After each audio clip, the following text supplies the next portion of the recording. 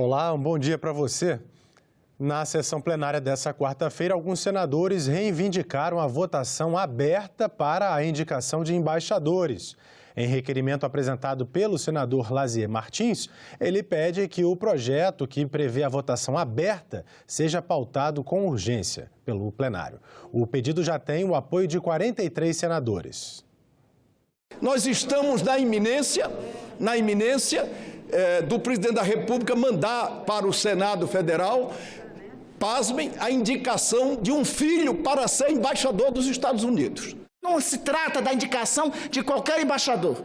Se trata do presidente da República, num ato claro de nepotismo, num ato claro de ofensa às instituições republicanas, querer fazer a escolha, utilizando as pressões do cargo de presidente da República, de um parente seu, de um filho seu, para um posto diplomático. Todas as votações que um parlamentar faz deveriam ser abertas. Uma coisa é o eleitor tem que ter direito ao voto secreto. Mas o parlamentar, quando ele vota como representante das pessoas. E aí, todos esses votos devem ser abertos para que o eleitor possa acompanhar e também cobrar.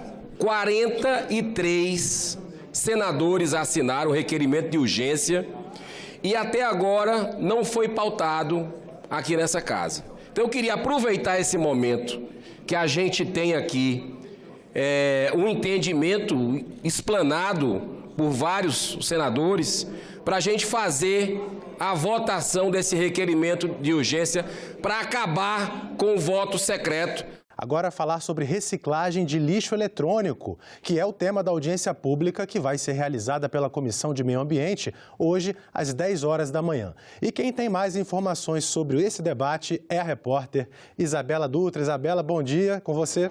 Bom dia, Tiago. Bom dia a todos. Tiago, lixo eletrônico é tudo que vem dos equipamentos que a gente usa todos os dias. Telefone celular, televisão, computador, monitores, pilhas, baterias. Eles têm resíduos tóxicos, como mercúrio e chumbo, que podem fazer mal à nossa saúde e ao meio ambiente se não forem descartados corretamente. Senador Confúcio Moura, o senhor pediu a audiência de hoje. Falar sobre a reciclagem desses materiais hoje em dia é urgente. É urgentíssimo, porque o Brasil é um dos países que tem muitos equipamentos celulares e outros equipamentos de uso caseiro que vão sendo renovados, e a gente fica com esse monte de lixo nas gavetas e não sabe o que faz. Certo é que ele não sabe o que fazer com baterias, com muita coisa, e termina jogando no lixo comum. Indo para o lixão, indo para as lixeiras, indo para a rua, joga nos terrenos baldios. Isso está tudo errado. Então, o Brasil só recicla de materiais eletrônicos em desuso 2%, muito pouco. O Japão é o país que mais reutiliza isso adequadamente e certo é que nós temos que resolver essa dramática situação, porque cada dia mais a gente compra mais equipamentos modernos, é menino com equipamento moderno, é velho com equipamento moderno, é todo mundo utilizando celulares e outras coisas mais. Mas ele não está preocupado com o destino disso quando não usa mais. E joga fora, e bagunça o coreto, e certo é que a gente tem que tomar posição. Esse é um mundo admirável, é um mundo novo, é o mundo da tecnologia, é isso que a gente fala, é isso que a gente usa. Em casa, cada vez mais se usa, até na cozinha, na sala, no quarto, tudo que é canto, não é? Então, nós precisamos dar uma destinação correta. Esse descuido com esses equipamentos, com essas baterias, com esses celulares, pode trazer danos irreparáveis à saúde, ao meio ambiente, ao clima, à camada de ozônio, à emissão de gases de efeito estufa e tóxicos. Então, é uma medida séria, importante, preventiva, de sérias consequências para o meio ambiente, para os seres, para os bichos e os animais e para o homem. Senador, e quem vai participar dessa audiência de hoje? A gente procurou fazer convite às autoridades que mais destacam e têm conhecimento nesse ramo, para a gente debater e aceitar também da opinião do povo, através dos meios abertos que o Senado oferece, para que a população participe da audiência pública, emita suas opiniões. Tem muita gente aí que lê muito, que sabe muito, os professores das universidades, os alunos que também indagam muito, que eles podem contribuir para que a gente possa constituir uma legislação que pegue. Não adianta fazer lei que não dê certo, é a lei que seja cumprida de fato e que as empresas vendedoras e que haja através de estados, municípios, mas o mais correto mesmo é que as empresas que vendem absorvam esse material de volta e reutilize adequadamente, reaproveite isso no bom sentido e construa novos equipamentos a partir desses materiais importantíssimos. Então, esse é o grande objetivo da nossa audiência pública e, consequentemente, lá na frente, a partir desse conhecimento, eu possa redigir e produzir um projeto de lei importante. Tá certo. Muito obrigada pela entrevista, senador. Tenha um bom dia. Muito obrigado. Tiago. Obrigado, Isabela. Obrigado ao senador sobre esse assunto importante da reciclagem. Avançou para o plenário a proposta de emenda à Constituição que prevê sessão pública e voto aberto nas eleições para as mesas diretoras no Congresso Nacional e em todas as casas legislativas do país. A PEC foi apresentada após a última eleição para o comando do Senado. Na ocasião, alguns parlamentares divulgaram o voto. O Supremo Tribunal Federal havia decidido que a escolha deveria ser secreta. A autora da proposta, senadora Rose de Freitas, pretende acabar com o conflito. No meu estado, as pessoas disseram, mas você é muito burra. Como é que pode, na hora de você mostrar o quê? Eu escrevo uma Constituição, não respeito, eu não acato a decisão do Supremo. E aí agora alguns me dizem, olha, votar, e como eu tendo a raciocinar na direção do Excelente, só que os tempos mudaram. Os tempos não é a favor de uma transparência. A publicidade do voto tem que ser modificada essa regra, porque não vale votar e respeitar a Constituição, vale aquilo que as pessoas querem fazer para que a Câmara ou o fotógrafo registre. Durante a tramitação da PEC na Comissão de Constituição e Justiça, a relatora, a senadora juíza Selma, acatou 4 emendas que também exigem voto aberto nas escolhas das mesas das Assembleias Estaduais, câmaras municipais, Tribunal de Contas da União e órgãos diretivos do Poder Judiciário. As emendas são pertinentes e devem ser acolhidas, seguindo os princípios da publicidade e transparência que servem como modelo para toda a administração pública. O senador Humberto Costa critica a proposta. Isso vai abrir a possibilidade de que o poder político, às vezes até o poder econômico, possa interferir nas decisões e na votação e na escolha da mesa. Então, eu quero me pronunciar aqui frontalmente contra essa proposição. A Comissão de Educação tem audiência pública marcada para hoje, às 10 horas da manhã, para discutir o projeto que cria a Semana dos Direitos Humanos nas escolas do país.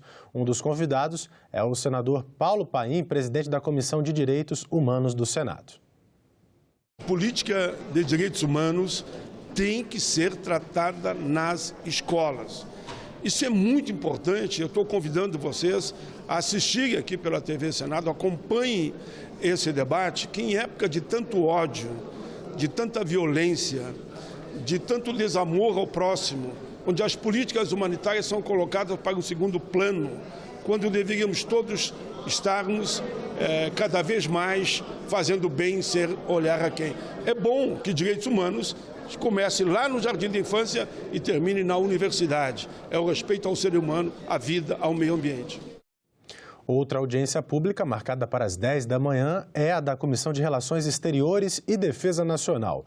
O tema é a situação das famílias das vítimas da tragédia do voo da Chapecoense. O requerimento para a audiência é do senador Nelsinho Trade, presidente da comissão. Nós já fizemos uma primeira audiência pública nessa comissão mesmo, procurado que fomos pelos familiares das vítimas do acidente com o avião da Chapecoense, e nessa primeira reunião saíram alguns assuntos que precisam de respostas oficiais por parte das autoridades dos países envolvidos, no caso Bolívia e Colômbia, e também daqueles que fazem parte desse contexto todo. A CBF, a Conebol, todos já confirmaram a presença. E outras comissões também se reúnem hoje. Vamos conferir. Às 9 horas, na Comissão de Direitos Humanos, está na pauta projeto que garante direitos a crianças e adolescentes em processo de adoção. E às 10 horas, na Comissão de Transparência, Governança, Fiscalização e Controle e Defesa do Consumidor, vai ser realizada audiência pública para debater a inflação dos planos de saúde. A reforma da Previdência começou a tramitar na Comissão de Constituição e Justiça. Nessa quarta-feira, os senadores aprovaram requerimentos de audiências públicas com especialistas no tema. As audiências estão marcadas para a próxima semana. Vai ser uma semana inteira de audiências públicas para debater a reforma da Previdência. A Comissão de Constituição e Justiça recebeu mais de 10 requerimentos de convite para debatedores. Todos os requerimentos foram aprovados. Mais de 30 pessoas serão convidadas, entre especialistas, representantes de categorias e do governo. Para a primeira audiência pública, na segunda-feira, dia 19, serão chamados a pedido do relator senador Tasso Gereissati, o secretário especial de Trabalho e Previdência do Ministério da Economia, Rogério Marinho, o presidente da Associação dos Magistrados Brasileiros, Jaime Oliveira, o presidente do Comitê dos Secretários de Fazenda dos Estados e do Distrito Federal, Rafael Fonteles, e o ex-ministro da Fazenda, Nelson Barbosa. Hoje foi o primeiro dia que a Comissão de Constituição e Justiça começou a tratar oficialmente da reforma da Previdência. Foram tantos pedidos de audiências públicas que elas deverão acontecer semana que vem, todos os dias pela manhã e alguns também à tarde. Logo em seguida, alguns senadores alegaram que o Senado também precisa ter papel ativo, desde já, em outra reforma, a tributária, e que as duas reformas devem caminhar em paralelo. A senadora Simone Tebet colocou em votação requerimentos para também fazer audiências públicas sobre esse assunto. Esse acordo para poder prevalecer o protagonismo do Senado na reforma tributária é para inglês ver. Essa que é a realidade. A Câmara está tocando lá o projeto de reforma tributária e o Senado está apenas assistindo. Ontem, quem ouviu o noticiário dos telejornais todos, dão conta do avanço do debate da reforma da Previdência na Câmara, da tributária na Câmara. Então, mais uma vez, nós vamos ficar para trás. Audiências aprovadas, os senadores passaram a votar a pauta deliberativa do dia, que tinha 30 itens. Aprovaram emendas à PEC que regulamenta os pedidos de vista nos tribunais. De acordo com o texto, um magistrado pode ficar com um processo no máximo 6 meses após pedir vista. Passado o prazo, ele tem que devolver os autos para o julgamento. A proposta retorna ao plenário do Senado para a votação. Os senadores aprovaram ainda, por unanimidade, que as assembleias de condomínios possam ter votação eletrônica ou outra forma de coleta de voto de condôminos ausentes à reunião, quando a lei exigir quórum especial para o assunto. É uma matéria que está absolutamente conectada com essa nova realidade, com esses novos instrumentos tecnológicos à disposição da cidadania. A cada dia que nós usamos a tecnologia para aumentar a produtividade, seja de que área for, nós estamos dando um passo à frente em destravar e desburocratizar os processos e procedimentos em nosso país. A Comissão de Constituição e Justiça aprovou também o projeto que define o crime de induzir uma pessoa pela internet a praticar ato contra a própria saúde, a exemplo do jogo conhecido como Baleia Azul. Foi aprovada ainda a proposta que tipifica o crime de perseguição obsessiva, o stalking, com pena de 6 meses a 2 anos de detenção. Esses 2 projetos poderão seguir direto para a Câmara dos Deputados, se não houver recurso para que sejam votados no plenário. O saque do Fundo de Garantia do Tempo de Serviço, FGTS, vai poder ser usado para pagamento de curso de nível superior e de cirurgias consideradas essenciais à saúde. É o que garante o projeto aprovado em decisão final pela Comissão de Assuntos Sociais. Com dívidas de bilhões de reais, hospitais filantrópicos e as Santas Casas de Misericórdia são hoje estratégicas no atendimento ao SUS. Cerca de 1.000 municípios brasileiros, inclusive, só contam com essas instituições para acesso à saúde. Diante da crise financeira, os senadores da Comissão de Assuntos Sociais aprovaram que imóveis e bens de hospitais filantrópicos e Santas Casas não podem ser penhorados. São mais de 2.000 Santas Casas no Brasil, que respondem hoje por 56% do atendimento SUS e em torno de 70% da alta complexidade são esses hospitais no Brasil. A dívida, senhor senador, está hoje em mais de 21 bilhões de reais. Os senadores também aprovaram que médicos residentes e pesquisadores da área de saúde não paguem imposto de renda sobre as bolsas de estudos, cobrança que ainda é feita pela Receita Federal sobre algumas atividades. Fica difícil a gente entender como é que se cobra imposto de renda de uma bolsa de pós-graduação de uma residência médica de R$3.000, você cobrar imposto de renda de quem trabalha 60 horas semanais. E algumas especialidades, 6 anos de especialização e em dedicação exclusiva. Portanto, é uma iniciativa que ajudará bastante a esses profissionais que se transformarão em especialistas e que ajudarão bastante na saúde pública. E quem tem dinheiro do FGTS poderá usá-lo para pagar uma faculdade ou mesmo uma cirurgia. Essas novas modalidades de saques ainda precisam de análise da Câmara dos Deputados. Na hora da dificuldade de salvar a vida, poder sacar o seu FGTS é uma coisa perfeitamente normal. Se libera para aquecer a economia, bacana, porque o dinheiro é do trabalhador. Mas para a questão da saúde, para ele fazer cirurgia, para ele cuidar da sua saúde, não se libera. Aqui está sendo sacada para a saúde pública, para pequenas cirurgias eletivas, que está parado lá no SUS. É para o benefício do cidadão, não é só para aquecer uma economia, é para a sobrevivência de pessoas que estão esperando. A Comissão de Infraestrutura continuou nesta quarta-feira o debate sobre o projeto de lei que altera o modelo comercial do mercado de energia elétrica. A intenção é permitir que pequenos e médios consumidores possam optar por fazer parte do mercado livre, que hoje é restrito a grandes empresas. Confira na reportagem da estagiária Giovana Alves, que trabalhou sob a supervisão da equipe da TV Senado. O presidente da comissão e relator do projeto, senador Marcos Rogério, adiantou que deverá apresentar um relatório favorável à aprovação da matéria.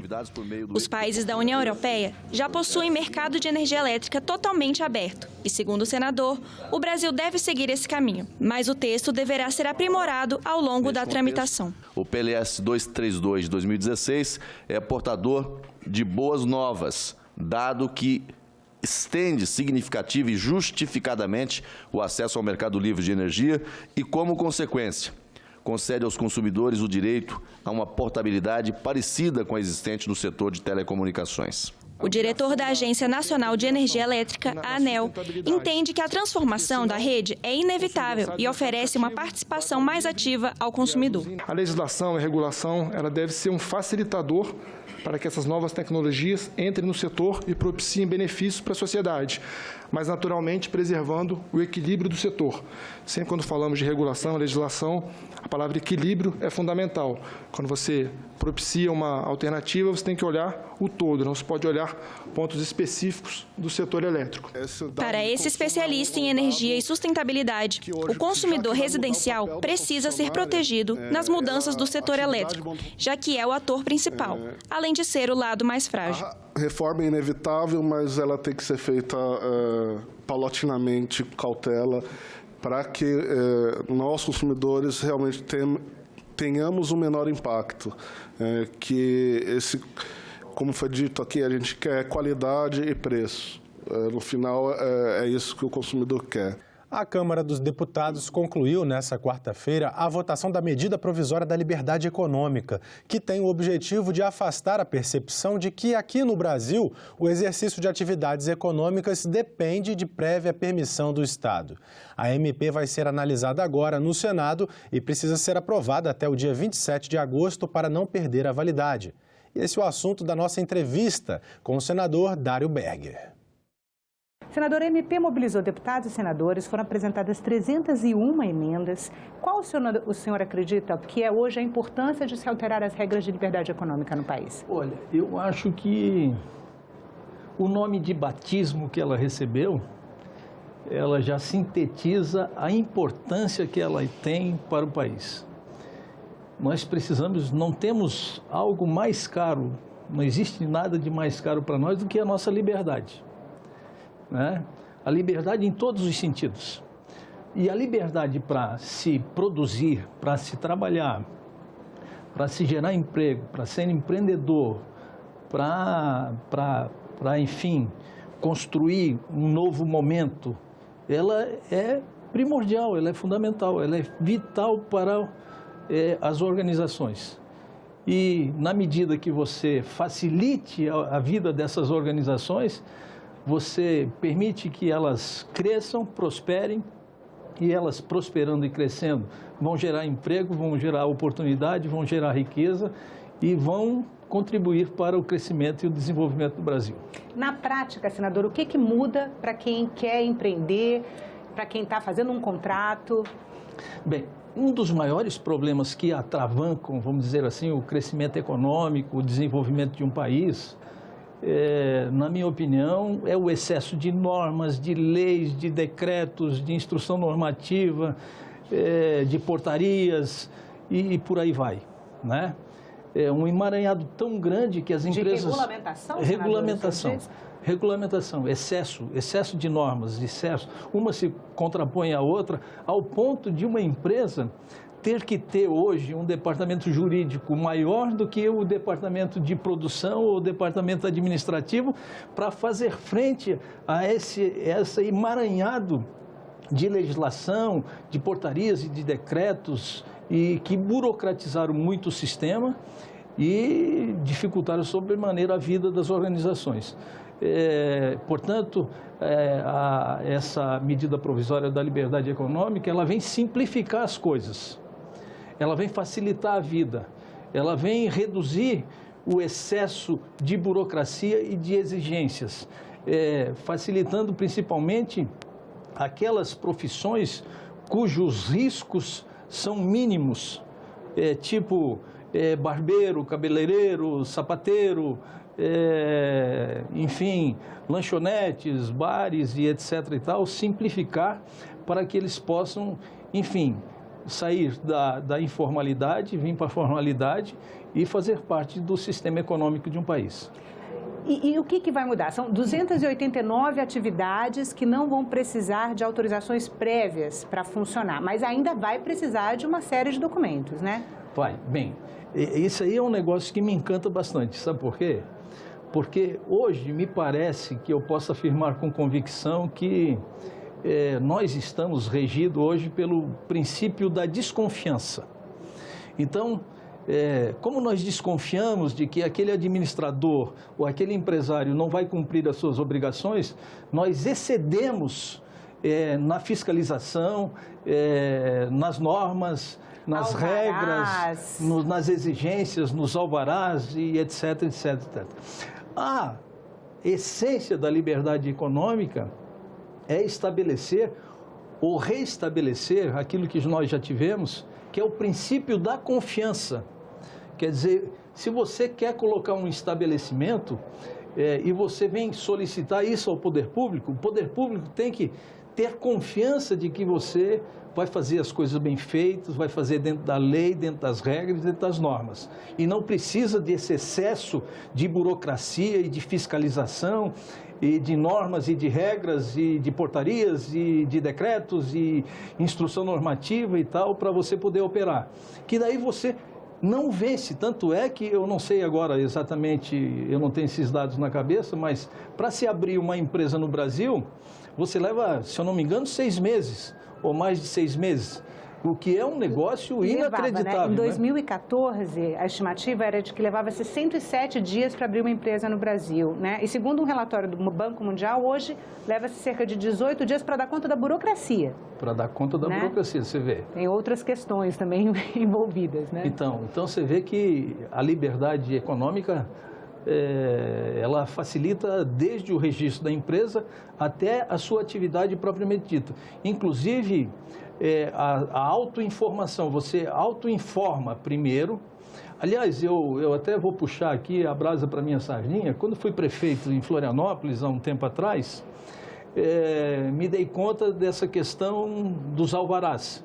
Porque para o cidadão colocar um escritório de advocacia, por exemplo, ele precisa alvará sanitário, ele precisa alvará de funcionamento, ele precisa licença dos organismos ambientais, ele precisa da prefeitura, ele precisa, enfim, é um emaranhado que leva...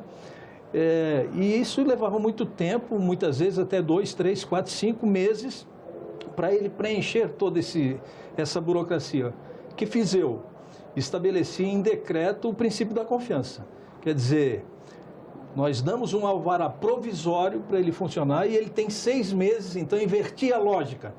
Quando agora a liberdade econômica, ela transforma a inversão da lógica que eu já tinha aplicado como prefeito em lei, o que vai facilitar muito a vida das pessoas. Mas é uma questão cultural, né, senador? A gente ainda tem autenticação de documento, várias vias, né? 200 fiadores para um aluguel, assim. É uma questão do Brasil? É uma questão do Brasil, é cultural e é de confiança. Eu me lembro que o meu avô... não existia contrato naquela época, era na palavra, entendeu? A palavra valia. De um tempo para cá, com a degradação da sociedade de uma forma geral, quer dizer, esses princípios básicos, eles já não fazem mais parte do nosso dia a dia. E nós temos que reestabelecer esses valores. Porque o que nós temos de mais alto e mais caro para nós é a nossa honra, é a nossa dignidade, e para isso nós temos que ter palavra, nós temos que cumprir palavra, nós temos que respeitar o outro, nós temos que, enfim, andar para frente, não andar nem para a esquerda nem para a direita. Senador, a MP original tratava apenas da liberdade econômica, mas o relatório aprovado na comissão especial incluiu várias mudanças na legislação trabalhista e a MP passou a ser apelidada de mini-reforma trabalhista também. Como o senhor vê a questão? Essa questão é uma questão que não me agradou, para lhe falar bem a verdade. Mas, de certa forma, ela flexibilizou um pouco mais ainda as relações de trabalho entre capital e trabalho.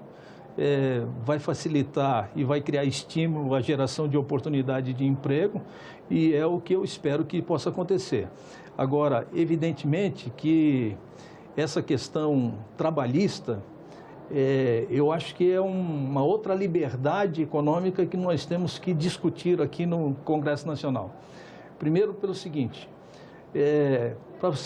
talvez você saiba melhor do que eu, um trabalhador que o empresário paga R$2.000 para ele de salário, ele paga aproximadamente, generalizando um pouco, aproximadamente R$2.000 de impostos para o governo.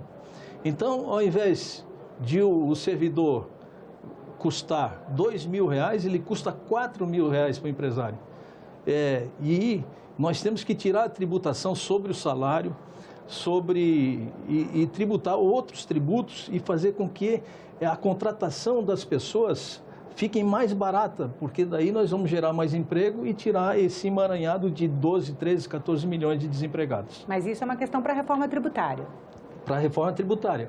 Mas eu gostei muito da medida provisória da liberdade econômica. Por que o senhor não gostou da parte da mini-reforma trabalhista? Não, é porque envolve questionamentos de supressão de direitos, isso é muito questionável. Eu acho que todos nós temos que ter muito cuidado quando vai se tirar direitos do trabalhador, porque ao longo do tempo foi uma conquista de muitas lutas e muitas lágrimas e de muito suor. Então, me preocupa muito essa questão. Senador, muito obrigada pela entrevista. E nós ficamos por aqui. Você pode rever as reportagens desta edição na nossa página na internet, senado.leg.br/TV. Muito obrigado pela sua companhia e continue sintonizado aqui na TV Senado.